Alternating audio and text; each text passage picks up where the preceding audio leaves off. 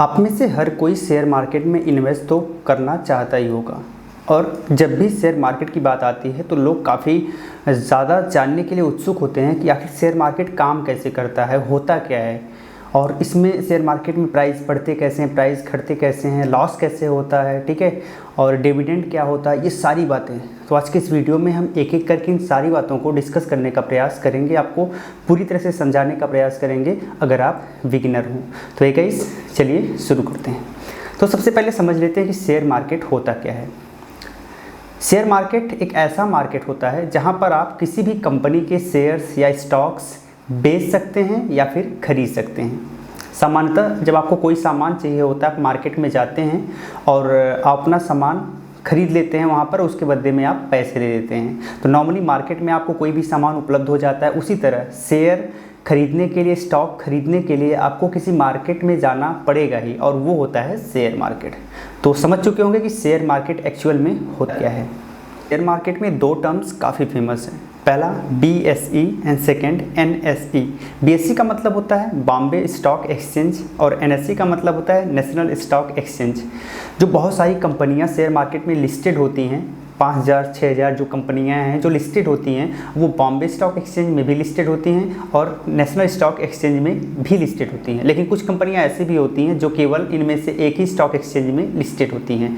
तो आप इनमें से यानी BSE से या फिर NSE से जाके आप अपने शेयर्स को परचेस कर सकते हैं, बाई कर सकते हैं। तो आप समझ चुके होंगे कि BSE और NSE का काम क्या होता है, क्या होते हैं ये टर्म, ठीक है। अब बात आती है कि शेयर अगर आपको परचेस करना है तो उसका क्या तरीका है। शेयर परचेज करने के लिए आपके पास दो अकाउंट होने चाहिए।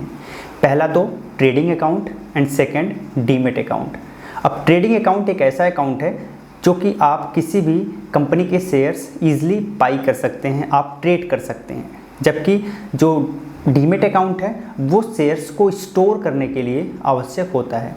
अब ये दोनों आप कैसे कर पाएंगे, कैसे आपको उपलब्ध होंगे, इसके लिए आपको किसी शेयर ब्रोकर से संपर्क करना पड़ेगा। बहुत सारे शेयर ब्रोकर्स आपको मिल जाएंगे, जैसे कि एप्ट्रॉक्स हो गया, 5paisa.com हो गया, इसके अलावा ज़ेरोधा हो गया, बहुत ही पॉपुलर ज़ेरोधा भी है, आप यहाँ से भी जा सकते हैं, ठीक है। तो इनमें से किसी को भी आप अपना माध्यम चुन सकते हैं शेयर मार्केट में इन्वेस्ट करने का।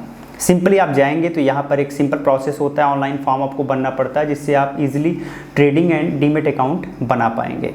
आपको पता नहीं चलेगा कि आपका कौन सा ट्रेडिंग अकाउंट है, कौन सा डीमेट अकाउंट है। ट्रेडिंग का मतलब ये हो गया कि जब आप ज़ेरोधा पे जाके आप trading account, demat account create करेंगे तो ज़ेरोधा आपको अपना एक्सेस दे देगा कि ईजिली आप शेयर्स को खरीद सकें, ठीक है।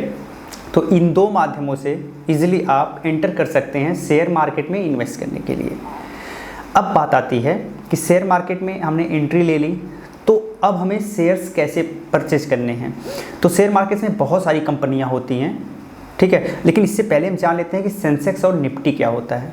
Sensex basically Bombay stock exchange का टर्म है, और बॉम्बे स्टॉक एक्सचेंज जो टॉप कंपनियां होती हैं, लगभग 30 कंपनीज अलग अलग सेक्टर की, उनकी एक लिस्टेड करता है, उन्हें लिस्टेड करता है, और वो सेंसेक्स के नाम से जाना जाता है।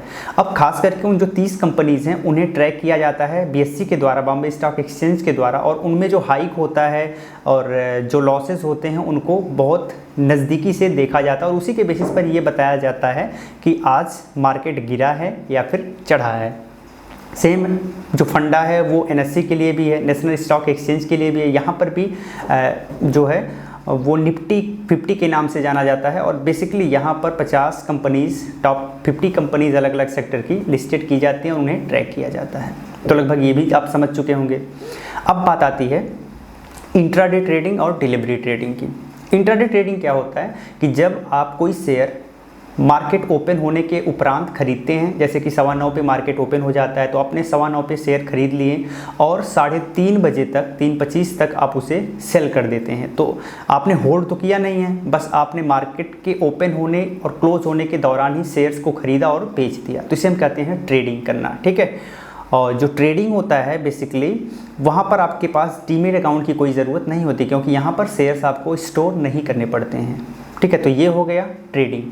एंड अगर इन्वेस्टिंग की बात करें तो इन्वेस्टिंग में शेयर्स आप एक दिन से ज़्यादा होल्ड करते हैं। सपोज़ करिए मार्केट ओपन हुआ, आपने शेयर परचेज कर लिया, तो वो शेयर आपके डीमेट अकाउंट में ऐड नहीं होगा, तो वो शेयर परचेज होने के अगले 3 दिन बाद ही आप उसे सेल कर सकते हैं, ठीक है।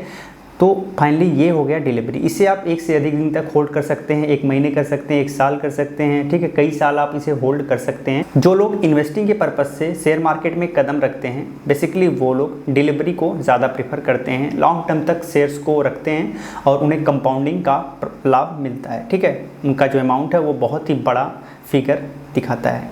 तो लगभग हमने इंट्राडे ट्रेडिंग की बात कर ली, डिलीवरी की भी बात कर ली। अब हम बात कर लेते हैं प्रॉफिट एंड लॉस के, शेयर्स के, ठीक है, कि प्रॉफिट कैसे होता है। तो सपोज़ करिए कि आपने किसी कंपनी का शेयर ले लिया है, ठीक है, और वो कंपनी ठीक ठाक ग्रोथ कर रही है, उसका जो फाइनेंशियल है काफ़ी अच्छा है, ठीक है, एंड अब जब कंपनी का फाइनेंशियल अच्छा है, कंपनी में लगातार ग्रोथ हो रहा है, उसके प्रोडक्शन अच्छे हैं और उसकी सेलिंग भी अच्छी है, तो कंपनी धीरे धीरे उसके प्राइस बढ़ेंगे, ठीक है। जब कंपनी की, मान लीजिए आपने कंपनी 100 रुपये में उसके शेयर्स को ले लिया है, एक शेयर को 100 रुपये में ले लिया है, अब कंपनी लगातार अच्छा कर रही है तो उसका जो शेयर प्राइस है वो 150 हो जाता है।